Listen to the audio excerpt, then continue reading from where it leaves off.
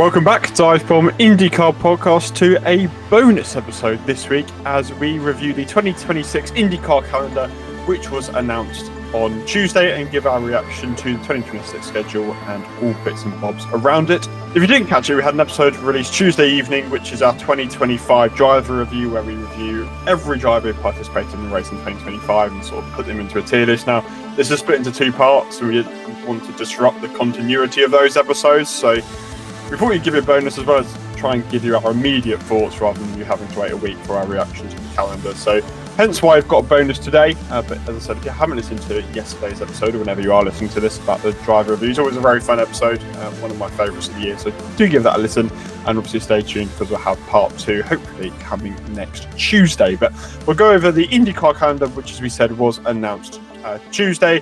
Quite a lot of changes, which we'll give all our thoughts to, and plenty of what has come on the calendar, what missed out, what's been dropped, so plenty of things to talk about. We're going to start off with Mexico City because this was a separate announcement which was made at the end of last week. It's been long been rumoured that Mexico was looking at returning to the IndyCar calendar ever since Milwaukee 2024, really, where NASCAR's announcement was made to return to Mexico City, ironically, and not going back in 2026, but that's a different story. And the reaction to that is, why isn't IndyCar there, etc., etc., etc. And ever since then, I've really felt like the cogs were turning, and they were trying to make something happen with Mexico City, but didn't pan out that way. So just to give you the official release from IndyCar, for more than a year, we've been working diligently to bring the IndyCar series to Mexico City's Autodromo Hermanos Rodriguez, Penske Entertainment Corporation President and CEO Mark Miles said. While extensive progress was made alongside the venue's operating group and our potential promoter, ultimately the significant impact of next year's FIFA World Cup proved too challenging to ensure a successful event given the available summer dates. Whilst we absolutely want to race in Mexico, we also want to ensure everyone involved feels the conditions are in place to plan a world-class and highly engaging race weekend. We will keep working to bring our racing to Mexico and hope for an event to be in the schedule as soon as the right opportunity presents itself. So Mexico was always rumoured, as we said, and obviously next year is the FIFA World Cup, which is affecting Toronto, as we touched on a couple of weeks ago, might touch on briefly later, and obviously it affects the schedule somewhat. In regards to a specific race that we'll get onto a bit later because of the timings around the World Cup, which, if you didn't know, is being hosted in Canada, the USA and Mexico. And they say the reason that Mexico didn't happen is due to logistics of the FIFA World Cup trying to get a summer date, which was, again, part of the reason why the NASCAR race got dropped for 2026. So obviously a bit of a shame. It felt like it could have been quite a big marquee event outside of the United States. Obviously, Pato O'Ward was long advocating for it, being the Mexican driver in the field, and he did give a quote in that press release. And they seem optimistic about something maybe in 2027 to get Mexico on the calendar. It seems like, as we said, it wasn't possible to do so this year, which is a shame, because to have a marquee event post the Indianapolis 500, I feel is quite would be quite big. Obviously, we've got Arlington coming early next year, which we'll get onto later, but it kind of lacks that big event after Indianapolis 500. We have Long Beach at the start of the season as well. So a lot of the big events are clustered into a short period.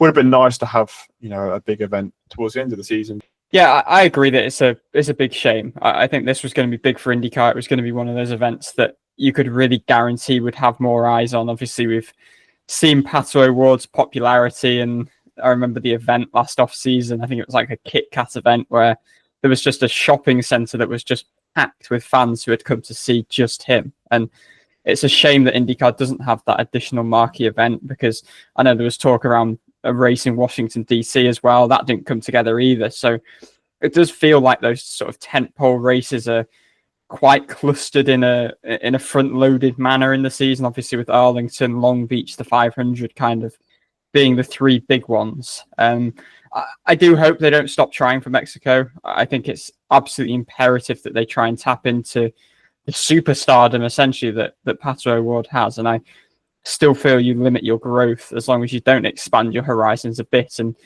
Mexico kind of fits within the realm of what they want to do in terms of at least staying within North America for now. And yeah, I think with the new Fox investment, obviously a big part of that was trying to create more big events. And I think Mexico would fit right within that. Something like Washington would have fit right within that as well. So I think it is a shame that, it's great Arlington's on the schedule, but that was announced a year ago. That's been in the works for a long time. So I think you could maybe speculate that they gave themselves quite a tight window to get this done in. Like the dates for the World Cup are not necessarily a new thing. I feel like they could have, if it hadn't essentially taken Mark Miles to be forced into a U-turn, then maybe they would have had more time to kind of work around that. But yeah, ultimately, I don't lay much blame on IndyCar. Like, at least they tried, and you've got to credit them for that. I think,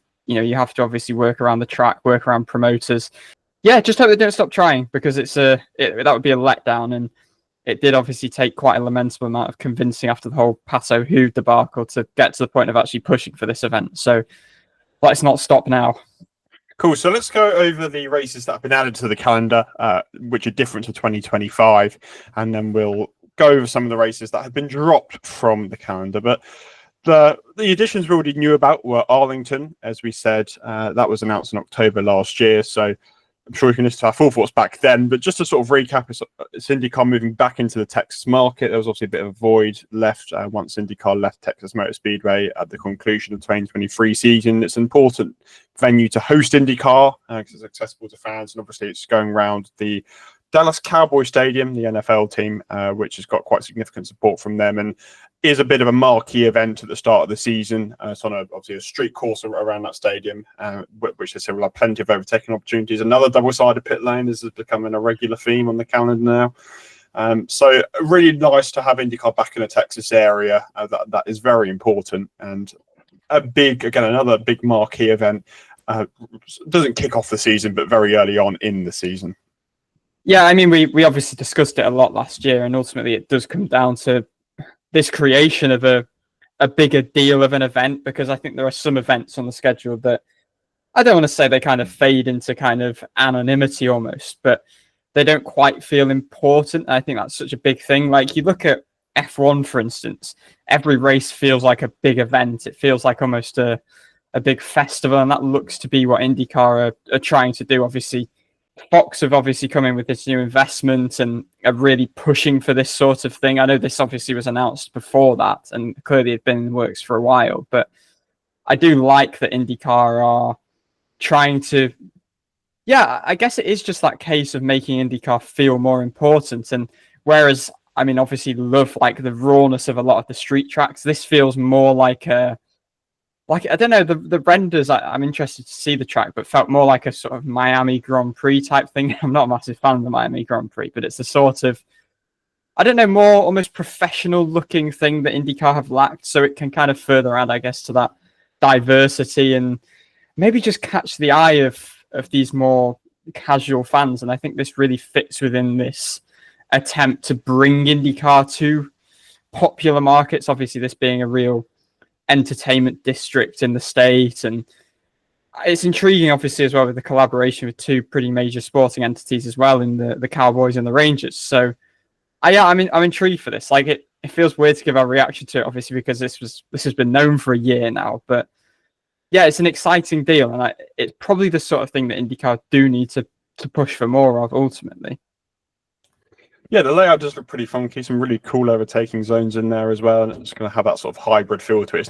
It's not city streets as such, like your places like Long Beach would be or St. Petersburg would be. This is slightly different to those events, and a big marquee event for IndyCar, and obviously this has been quite pushed by Fox and the scenes to get this event in, which is really fantastic. And the other street track, again, we won't go into it too much because we spoke about this 2 weeks ago, but as we know, the event at downtown Toronto will be moving to 45 minutes northeast to the city of Markham.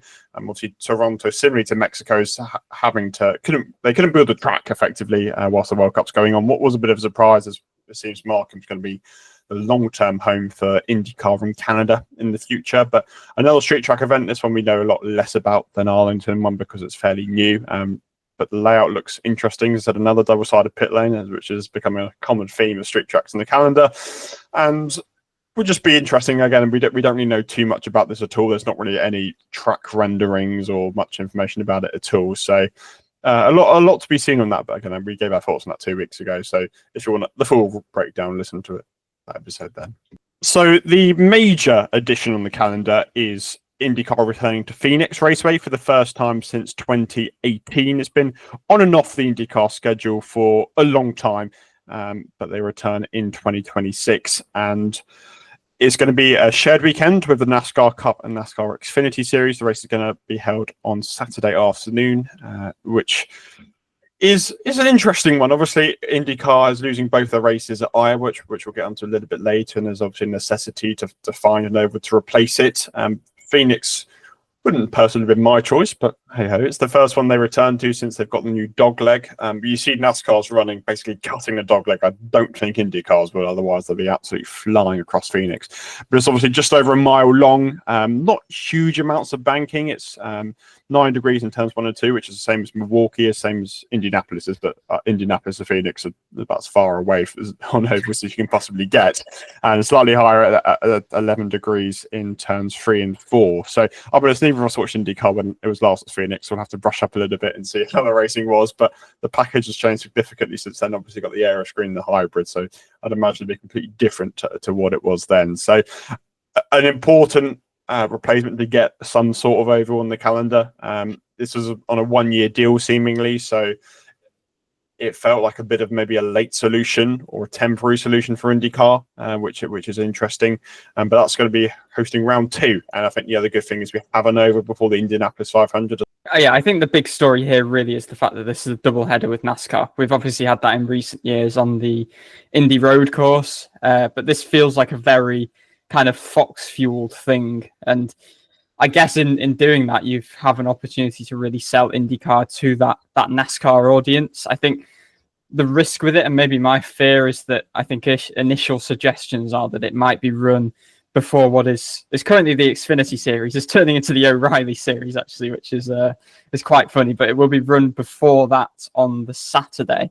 So I do fear like it might look like the inferior thing in this weekend, and you don't want IndyCar to necessarily look like a support package as such.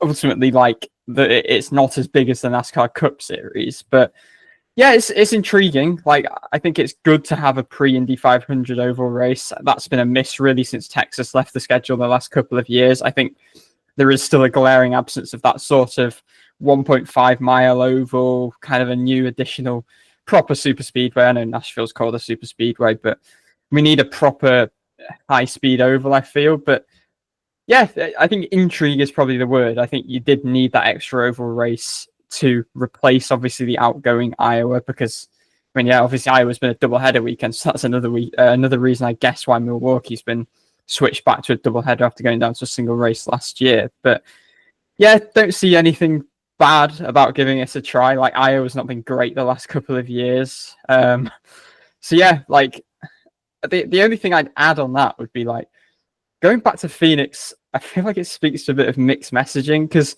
Mark Miles obviously said last year that they don't want to go back to like the old us.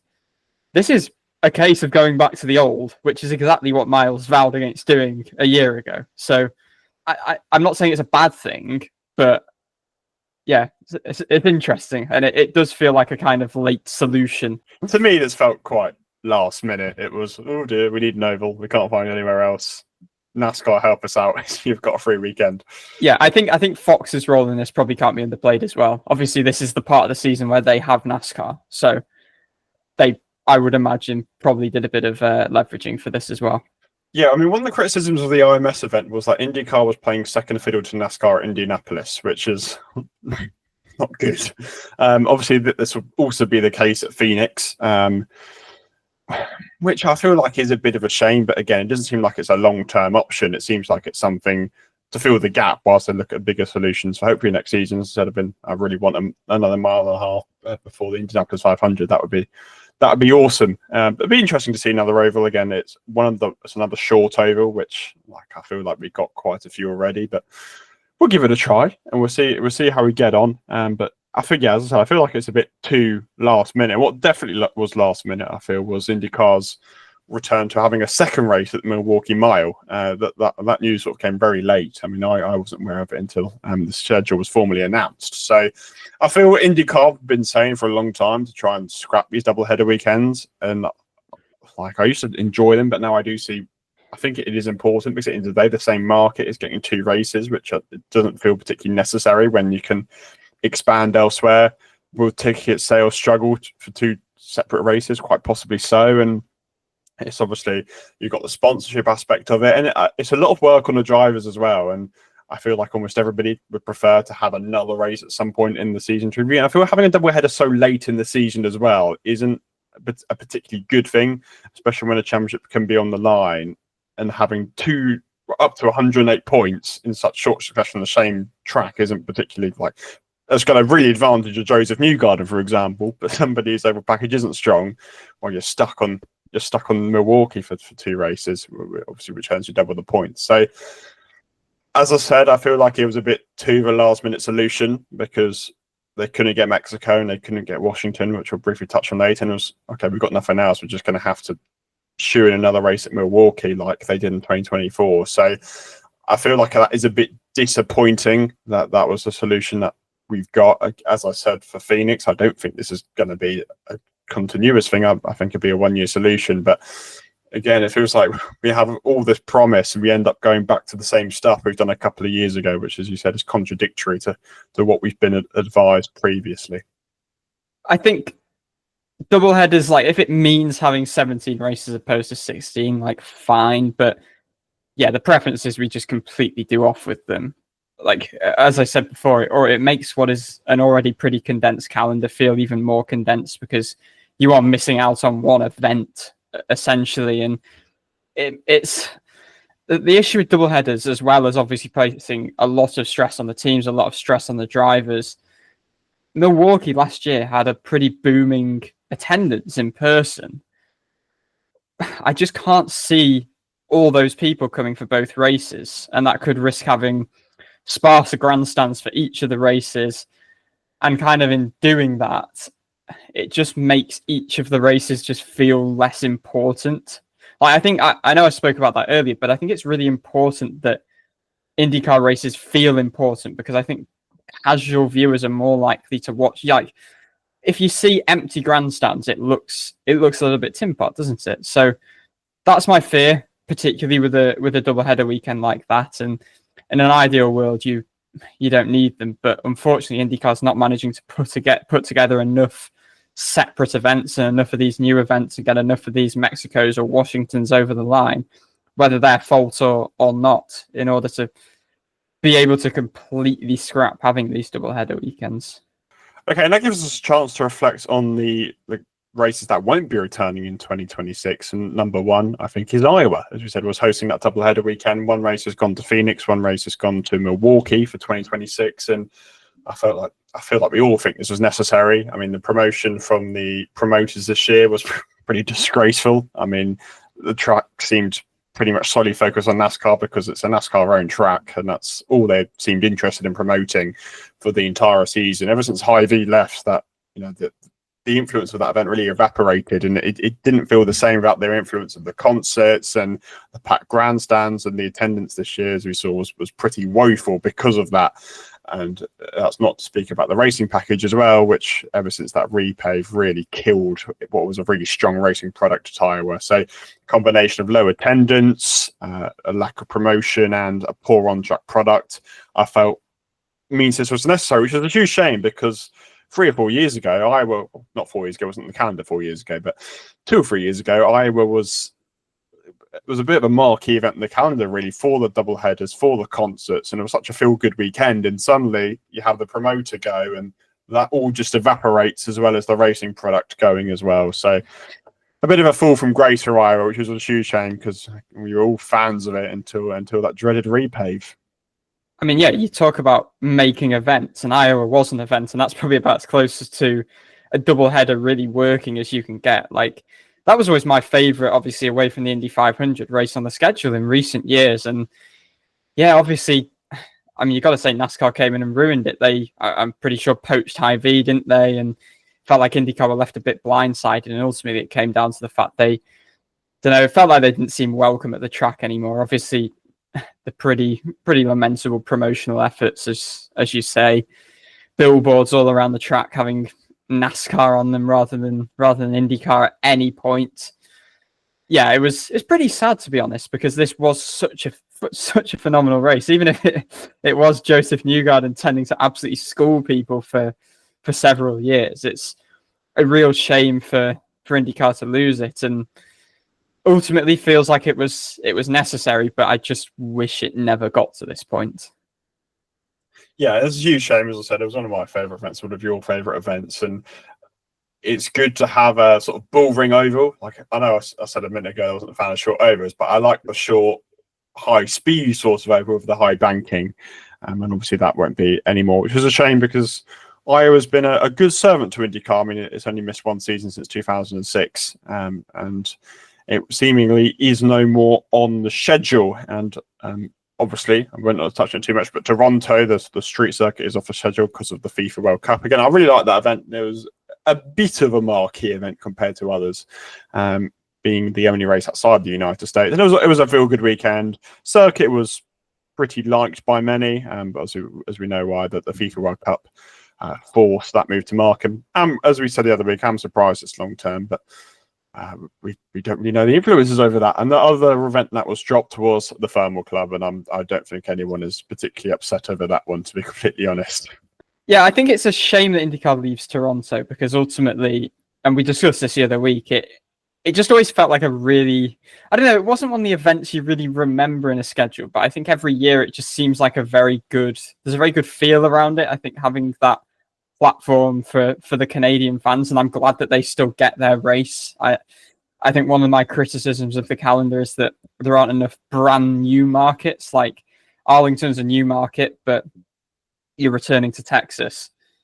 This isn't like, it's still in Ontario, but actually, rather than criticizing the fact they're not exploring something different instead of Toronto, I think it's really crucial that they still had a race. And okay, Markham's not, we spoke about this the other week, like on a UK equivalent in terms of population and relevance, it feels like, I think I figured out it was like Plymouth or something. But yeah, I mean, they're saying it's like it's a growing city, and while it is the 16th highest populated in Canada, like I'm willing to give it a try. James Hinchcliffe is a native of there, and yeah, just glad that the Canadians still get their race. Obviously, Phoenix is the other one that's kind of well, as we mentioned, there's a new race, but again, that's an existing market, so we're not seeing anything new at the moment. Like, yeah, that's a shame, but. Thermal, not sure it'll be missed. Like, I respected IndyCar trying the $1 Million Challenge. I thought that was a good idea. Yeah, I totally respect them trying it. That plugged what was a really, really, it would have been a 6 week. Would have been a 6 week gap, but yeah, we'll ignore what actually happened in that. The concept was good. It was just some more execution of it. Fair play. And then I guess they took on board drivers saying like, we don't mind the track. We'd be willing to try it as a race.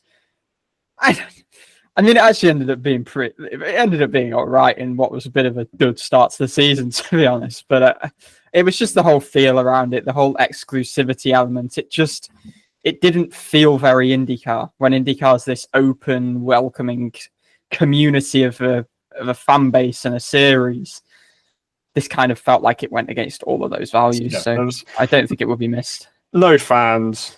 Like, we lost the race through half of it, so we didn't end up seeing half of IndyCar's only race. I mean, that was unfortunate, but like, yeah, it was in California where there's already like 3 races going on, so it wasn't. Yeah, it was like, as I think Milwaukee and Phoenix would be a bit of a stopgap solution, just whilst they couldn't get anything else on the calendar. So I don't think the racing product, it was okay, but I don't think it's enough to say we need the thermal back on the calendar every single season. So those are the races that came, and those are the races that have gone. We briefly touched on it earlier, but it's worth touching on. There was a rumor going around in the weeks prior to the schedule release that IndyCar were looking at a new street race on the streets of Washington to celebrate the 250th anniversary of formation of America as it is today, its own independence. And again, that would have felt like a big marquee event in the nation's capital, celebrating 250th anniversary.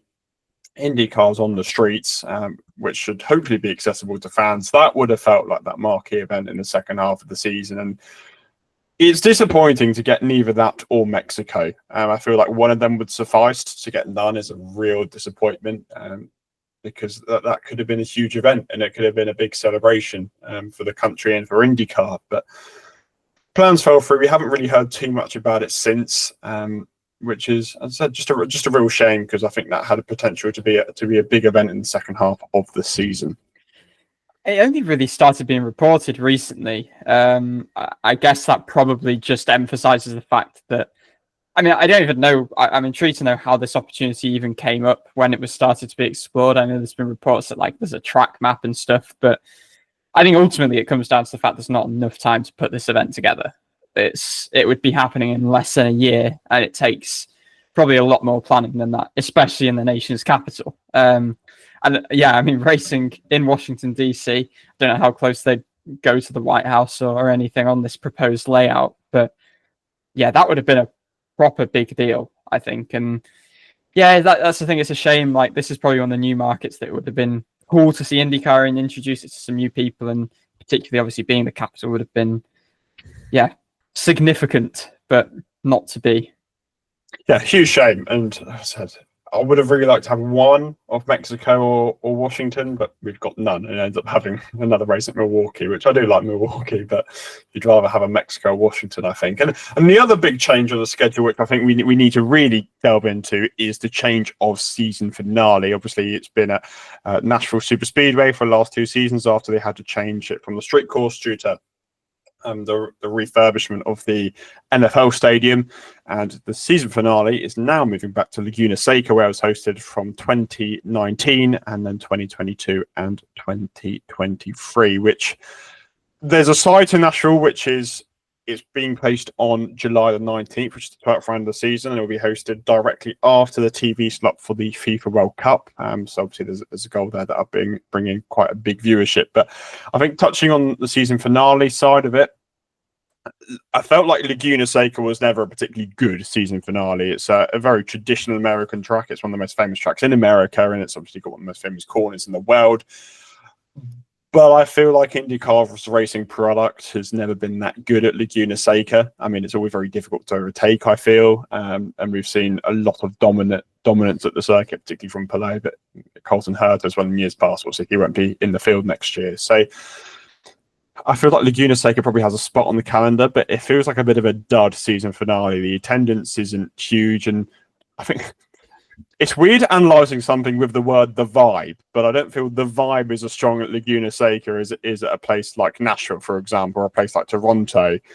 It's just a bit another race on the calendar for me is Laguna Seca, whilst I don't think I felt that about Nashville. Nashville was a bit more of an event, a bit more of a crescendo to end off the season with some really good, unique racing that we don't get anywhere else. And Laguna season finales, there was that really messy one in 2023 where everybody was crashing into each other, but I never felt they were a particularly good way to win the season. And Nashville was great. Unpredictability, high-speed oval, so which we don't get anywhere else on the calendar outside of Indianapolis. Wheel to racing for several laps, and just a lot more eyes on the actions sort of racing, which I feel like hasn't been the case at Laguna Seca in recent years. I feel I can see why they've moved Nashville because of the World Cup lead-in, but I think it's just disappointing that we're moving back to somewhere. Again, it's just sort of contradictory. We're not going back to our old selves. And IndyCar is going back to its old self at hosting a season finale at Laguna Seca. This, to me, feels like the wrong solution to a problem that didn't even exist, moving the season finale. Like, I don't know how anyone could see the product that Nashville produced and think the finale needs to change from being some sort of oval. Like, it was a thriller. Whereas Laguna Seca, as you mentioned, it rarely produces barnstormers, does it? We had that, repave-induced mess of a race in, was it 23? Yes, 23. And like fan uptake there is generally fairly limited. I know they had the best attendance in quite a long time this year, but it still isn't brilliant. And I know the criticism when it was previously moved from the finale was that it just lacks the sort of energy that fits a championship race. And I mean, that aligns with what you say about the vibe, Dan. And I know it sounds weird to assess the vibe, but it's true. Like, and this isn't anything against Laguna Seca. Like, it's unquestionably an iconic track, but you want the best TV product. And again, you want that feel of importance in a finale. I'm not sure you get that if you have it does seem to be really conducive to having very, very dominant race winners. Like we've had it from Palou, we've had it from Colton Herta.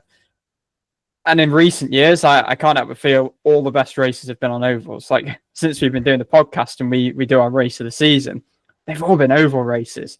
And ultimately in your most important non-Indy 500 race of the season, if the championship has not been decided by them, which isn't a guarantee with Alex Palou at the moment, this is your biggest race, the finale. So you don't want it to be a track that rarely produces particularly great races. Like looking at the alternatives, like could you have put the finale as another oval? Like Phoenix, ultimately you've done a good job putting that as a pre-Indy 500 oval. Gateway is in the post-Detroit shortly after Indy 500 slot. Again, I don't mind that because it kind of helps to jump on that momentum of the 500 a bit. That leaves Milwaukee as the only other option. But you're running that as a double header, and you do not want the finale weekend being a double header, that is for sure. So yeah, like Nashville's the logical choice for it. Like even this year, the championship wasn't on the line, it was decided, and it was still arguably the best race of the season. And I think there is obviously the consolation for this year that it is now in a slot post-World Cup final that is primed for a huge audience. I mean, it's going to be an 8-figure audience watching the World Cup final, and it makes sense to move arguably your best race to that window to best showcase IndyCar's product at its best. And I mean, the race has been extended to 400 miles too, so hopefully that further enhances what's been a pretty cool race in the 2 years that the super speedway has been back. It always feels weird calling it a super speedway because it really isn't a super speedway. High speed oval, but named super speedway. But yeah, it offers a massive growth opportunity, this. So I like and I get that aspect of it. Like it's prime time. Gateway was prime time this year under the lights. And I'm not sure how much this is going to be under the lights, to be honest. It's going to be a long race, so it might finish under the lights. But obviously we spoke about this in our season review pod. Like IndyCar racing at night is awesome. It's IndyCar oval racing at night is awesome. It's IndyCar at its best. So yeah, I guess in an ideal world, you'd have an oval race in this slot and an oval race as the finale. So maybe rather than doing the Milwaukee doubleheader, you race Nashville then, and you race Nashville as the finale. I don't know. Or bring another mile and a half to the calendar, as I've been long saying. Homestead Miami, please. Or Kansas. Somewhere like that. That's very preferable, yeah. That was just a stupid idea. The World Cup, I mean, it's a big make or break, because if you don't get the viewers' retention, well, it's not going to look good, is it? If they get the same 700k, and I mean, it could do wonders, but if you don't retain that audience longer term, it's ultimately loss of success. And I would have got this more if it was a 1-year thing, but officials have said that Laguna Seca is back as a multi-year thing as the finale. And I feel like that longer-term view of Nashville Super Speedway not being the finale is just... it doesn't make any sense. Who watched the finales at Laguna and thought, yes, you know what, this Nashville race has not been good enough as the finale. I want Laguna Seca back. Yeah, nobody. Who's watching that? So... baffling, absolutely baffling to me. I mean, Laguna Seca, I'm fine having it on the calendar, but imagine going to the final race where inevitably Alex Palou will be in the championship battle, and there's a supposed fight, and then Palou wins it at Laguna Seca by 30 seconds, like he always does. It's not going to be a very good ending to the season. No jeopardy. No jeopardy is always... That's one thing I know that's so good, is the jeopardy that you do lack in a race like Laguna Seca. The only thing that's going to screw Palou is cautions, and all the cautions this year, and he still won at Laguna. And Laguna Seca, they like delaying the cautions, don't they? About 2 laps to help the leaders. Yeah. So one thing I would also add on this, I feel like taking Nashville away from the finale slot long term probably suggests the chances of actually returning downtown for the initially Nashville was moved to the finale because they were going to race down Broadway, they're going to race down downtown. So I'd imagine the prospect of that actually happening now is probably slim, given they're doing this as a multi-year thing. And I do feel a bit bad for Scott Borchetto, but so much work into making Nashville an event, which he really, really did, and getting a good race done at the season finale at the last notice. And from what I saw, he seemed to be a bit surprised by this decision, and fair enough to him. I mean, he did an excellent job, and I feel like he's been a bit robbed by that decision, to be completely honest. So I hope all of this ages really badly and we get an absolute barnstorm at Laguna, but history suggests it's not that likely. Yeah, we'd prefer an oval, and I think most of the casual fans would also prefer an oval. But let's go on to some smaller positives that I do want to touch on the calendar. I think one is the 24 Hours of Le Mans being a free day. Obviously, that clashed with Gateway last year, 2024. We saw a lot of drivers at Le Mans. We saw Pelot, we saw Dixon, we saw Grosjean, I think. There's quite a few off the top of my head. But to give drivers the ability to do that would be really good. Scott McLaughlin teased on Twitter the other day that there's some free spaces in the calendar next year. He didn't say what, but there's potentially hints there that Le Mans might be something interesting. And obviously, Porsche got a big, Porsche and Penske teamed up for Le Mans. McLaughlin's also just got a podium in the Suzuka 1,000 kilometers, is it? Yes. So that's pretty cool in a Corvette. So even if it's not Penske Porsche, he's got a few options there, I'd imagine. Yeah. So hopefully, Kevin Simpson was one as well. Nolan Siegel obviously won the LMP2 class as well, didn't he, that year? So it would be really great to see some IndyCar presence at Le Mans again. I really like the concept of that happening. So that's good. Did a piece in a couple of years ago, which I really enjoyed. So I want to write that again as well. So that's one bit of news I think is really good. The other really good thing is the races are laid out a lot better than they were last year. We have a nice quick start to the season, which we like, because you sort of have St. Petersburg, and then last 3 or 4 years has been sort of that lull really until you get into the month of May, where there's not many races and you're not building momentum. Like this year, you have a new TV partner, and you couldn't really build momentum because there was 3 races in about as many months, which really isn't what you need. And next season we'll have St. Petersburg followed by Phoenix followed by Arlington in consecutive weeks, and then we'll have Alabama at the end of March. We have 4 races in the opening month of the year, which is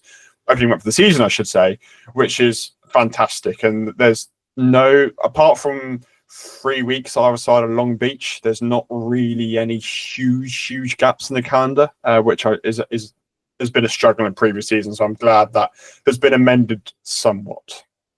Yeah, I mean, this year it was race 3 weeks, race 3 weeks, race 3 weeks. And that's not like, especially in the first year of the Fox deal, that was not great, because you have this massive, such impressive push of promotion in the off season. You obviously have the adverts showing during the Super Bowl, and then you race once and you're racing 4 times essentially in the next 2 months. And it's just, I mean, it's been one of our biggest bugbears for a while. And one of the biggest things we've said that IndyCar needs to address is that start to the season being so slow. Whereas this year it's bang, bang, bang, straight into it. Sebring doesn't clash, actually. Oh, does it not? Good. So for some, it will be St. Pete, Phoenix, Arlington, Sebring, Barber, all in 5 weekend succession, which will be interesting. But yeah, I think it's a little bit of a shame that Long Beach kind of stands alone as kind of one race in this 6-week period. I know you have the Indy Open test at some point in between that, but I'd much rather the gaps be after we've had 4 races than have 1 race and have a big gap. Like obviously season before last, as we mentioned before with Thermal, we went 6 weeks at the start of the season without having a competitive race, which was just, that's not good at all. So yeah, I think this is possibly the biggest positive of all, really, if you're really wanting to harness momentum early in the season, especially, given you've got some pretty major events early in the season with Phoenix. If you can attract even a fraction of that NASCAR audience, if Fox work their magic there, and then obviously Arlington the week after that, if people can really see that and think, yeah, that was a pretty cool event. So yeah, big deal that, I think. Yeah, so let's run through the overall calendar just so it's all clearly laid out. We start with St. Petersburg on March 3rd, as we said. The following Saturday, IndyCar will be at Phoenix in that doubleheader NASCAR weekend, before March 15th heading to Arlington as they head to the streets of Arlington for the first time as they return to that North Texas market. 2 weeks later, on March 29th, Barber Motorsports Park for the Grand Prix of Alabama moves to a slightly earlier date this year. And then there's a 3-week gap to the Grand Prix of Long Beach, which holds its mid-April slot.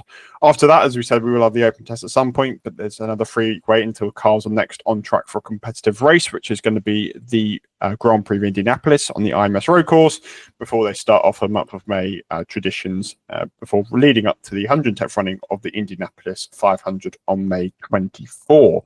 Again, still don't know why they don't leave a week between Indy 500 and Detroit. But I guess it's to build momentum, but you have another race the week after, which I feel like is a lot of strain. We will have basically drivers and teams would be on track or on the road for a month straight. Yeah, I mean, that was the case this year as well, but I think at least this season they had Barber road course, then obviously Indy 500 qualifying weekend, Indy 500, then Detroit, and then it was a week off, which if you are doing this 5 weeks in succession, which I don't love, to be honest, at least it's better having only one race after the 500. But this is going back to like it was in 24, where you've got the 500, then you're straight into Detroit, and you don't even have a week off after that. And teams, drivers are just going to be absolutely on their last legs. And yeah, I think that needs to be addressed at some point. And we always bang on as well about wanting an oval after the 500 immediately. I think it's like having an oval in the vicinity of the post 500 area, the post 500 section of the calendar's